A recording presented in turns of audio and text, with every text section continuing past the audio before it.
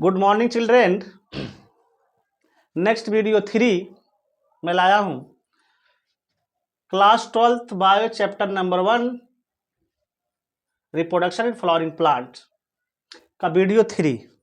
Video first में हम लोग देखे हैं कि फ्लोरिकल्चर क्या होता है, एंथोलॉजी क्या होते हैं, नॉन फ्लावरिंग प्लांट क्या होते हैं, फ्लावरिंग प्लांट्स क्या होते हैं। और वीडियो सेकंड में हम लोग देखे हैं फ्लावर के कितने कितने पार्ट होते हैं, सेपल क्या होते हैं, पेटल क्या होते हैं, एंड्रोशियम क्या होते हैं, गाइनोशियम क्या होते हैं। अब बेटा हम लोग क्लास 12th में 1 बाय 1 करके पढ़ने जा रहे हैं। आज का चैप्टर है आज का टॉपिक है आपका एंड्रोशियम। तो एंड्रोशियम हम देखने जा रहे हैं। एंड्रोशियम को पिछले हम थोड़ा सा इंट्रोड्यूस कर दिए थे आपके बीच में। Androecium is also called male reproductive part of flower और its unit means units of androecium is called stamen. यानी अगर हम चर्चा करते हैं कि एंड्रोशियम क्या होते हैं तो एंड्रोशियम को हम mail reproductive part of flower बोलते हैं। इसके साथ साथ इसकी यूनिट को बोला जाता है स्टैमेन। इसके दो पार्ट होते हैं, एक जो इलोंगेटेड स्ट्रक्चर होता है, सिलेंड्रिकल स्ट्रक्चर्स होते हैं, इसको हम बोलते हैं फिलामेंट, और one is attach to the end part या apical part of the filament is called anther. और एंथर और फिलामेंट जहां से अटैच्ड होते हैं, जिस टिश्यू से अटैच्ड होते हैं उसको हम बोलते हैं connective tissue. And the place where filament attach to the anther is called what? Connective tissue. फिर हम आपको बता रहे हैं कि अगर हम एंथर को काटेंगे, टीएस काटेंगे, तो हमें दिखेगा कि यह डाइथिकस स्ट्रक्चर्स होते हैं। डाइथिका मतलब थीका प्रेजेंट होते हैं।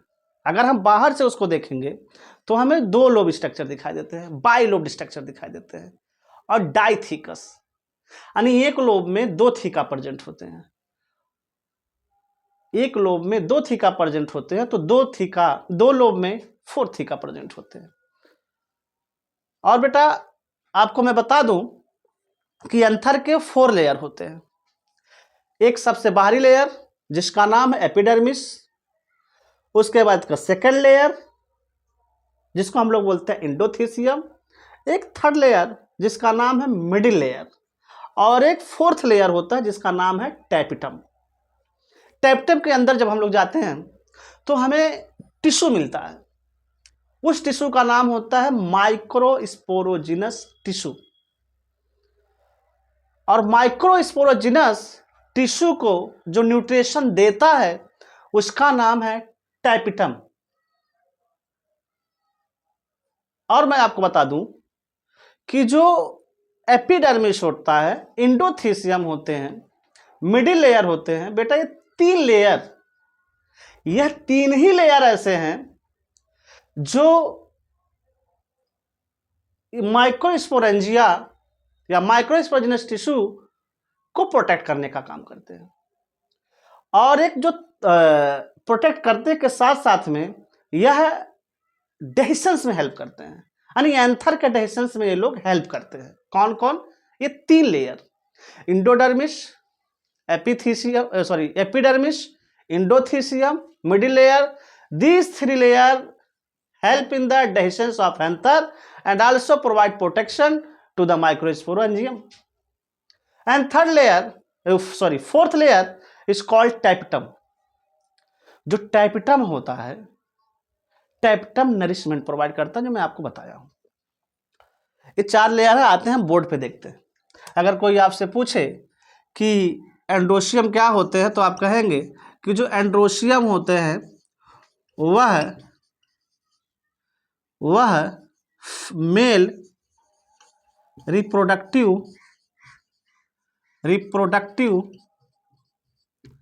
पार्ट ऑफ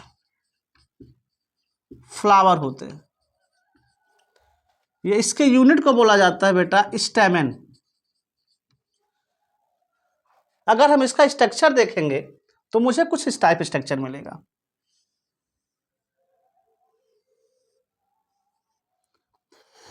जो एंथर होगा वो बाइलोब्ड होगा,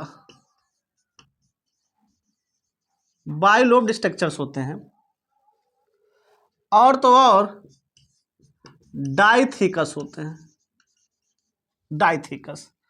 और यह जहां से अटैच होता है, जिस टिश्यू से अटैच होता है, इसको बोलते हैं कनेक्टिव टिश्यू। और इस इलांगेटेड स्ट्रक्चर को बोला जाता है filament.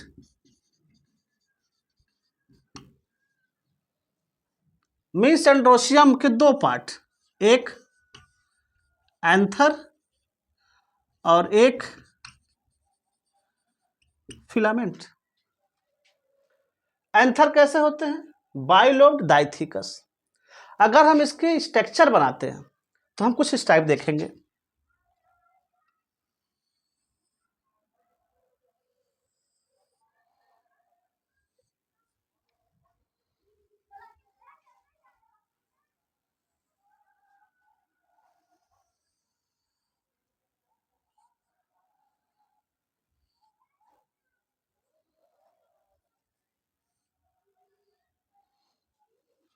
Now it is composed of a three layer, and last is the tapetum is called four layer.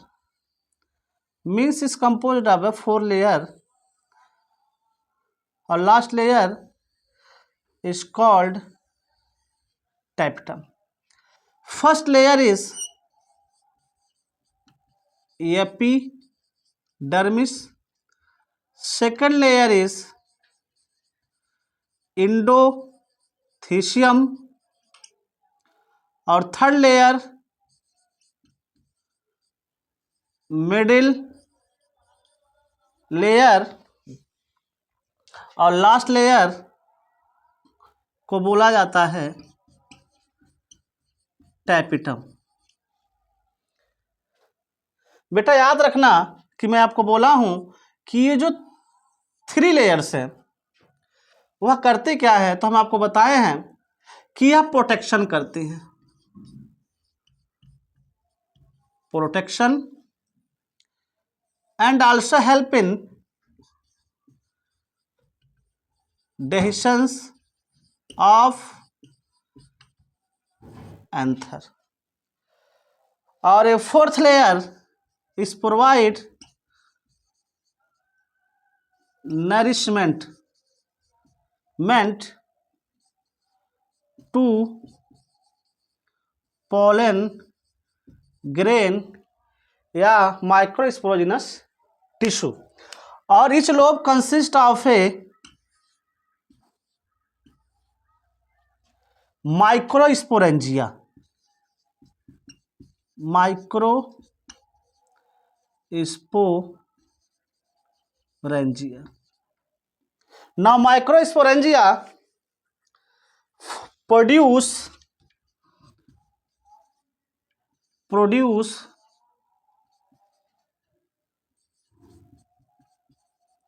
microspore.